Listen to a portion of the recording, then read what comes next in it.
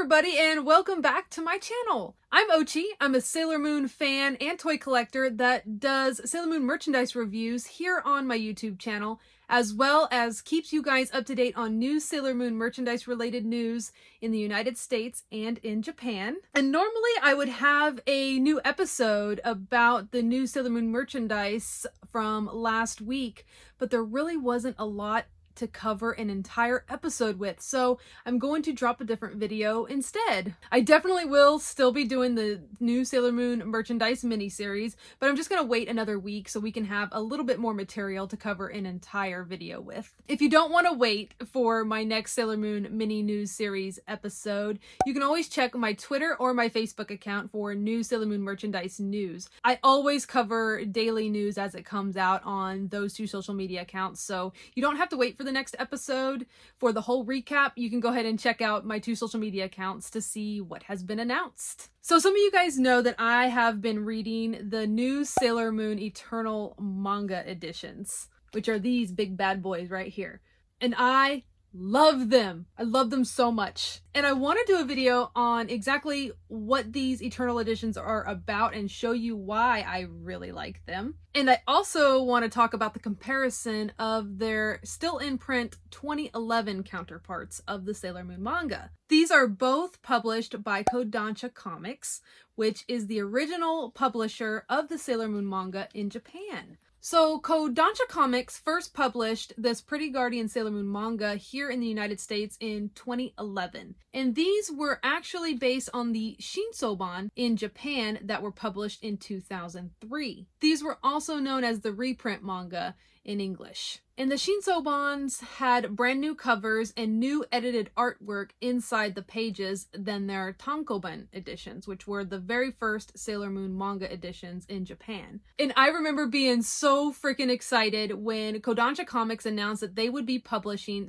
Pretty Guardian Sailor Moon manga here in the United States. And they said they were going to have an accurate brand new translation with all of the original Japanese names of the characters and the exact covers and updated artwork that the Shinsobans in Japan had. Like I said before, these did begin releasing in 2011 here in the United States. There are 12 volumes of the Sailor Moon manga plus the short story editions, and they also published the Sailor V manga. In 2014, Kodansha in Japan released brand new Sailor Moon manga editions called the Perfect Editions. And the Perfect Editions in Japan were A5 sized, and they featured more colored pages and brand new cover illustrations. I don't have any Perfect Editions to show you guys today, so I can't do any kind of comparison with those. But in 2018, Kodansha Comics announced they would be bringing the same Perfect Editions over here to the United States,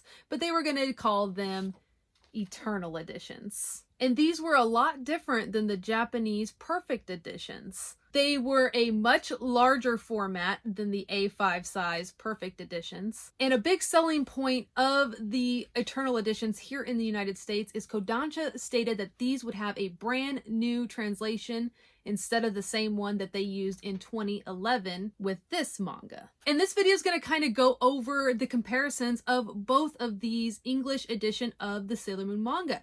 Maybe this will help you decide which one you guys want to collect, or maybe you own all of the 2011 editions of the manga and you're still on the fence about collecting yet another set of Sailor Moon manga. And these both are still in print, so you don't have to pick one or the other. You can choose. Look at the size difference in these two mangas. The 2011 edition is 7.5 inches tall, and the Eternal edition is a whopping 10 inches tall. The 2011 is pocket-sized compared to the Eternal edition and weighs a lot less. But look at how sparkly the Eternal edition is. I love how mesmerizing it is. Alright guys, heads up, I am going to be flipping through the Eternal edition of the manga and the 2011 manga, so if you haven't read the Sailor Moon manga yet, first of all, I highly recommend you do, but stop here if you don't want to be spoiled on any of the storyline, because I will be flipping through it, and if you hate spoilers, I would just not watch the rest of this video. So opening up volume 1 of the books, you'll see that their table of contents are completely different. The 2011 only goes up to Act 6, and the Eternal edition includes one more chapter Act 7. One thing that is similar of the two books, they both have translation notes in the back for us not familiar with Japanese culture. So if anything confuses you as you go, you can flip back to the back to see if the translator included a note about it in the back. And the translation notes are different in each book. We also have different color pages in each of these volumes. So here's a great example of translation differences between the two right off the bat. Usagi calls her mom dummy in the 2011 edition, and it reads a little less offensive to someone's mom in the Eternal edition. In the next comparison, this is Sailor Moon's iconic line when she first becomes Sailor Moon in Act 1. Who's a fan of the Sailor Moon manga? Hit that thumbs up button if you are. With each act in the Eternal editions, we have colored images, unlike the 2011 editions, which is all in black and white.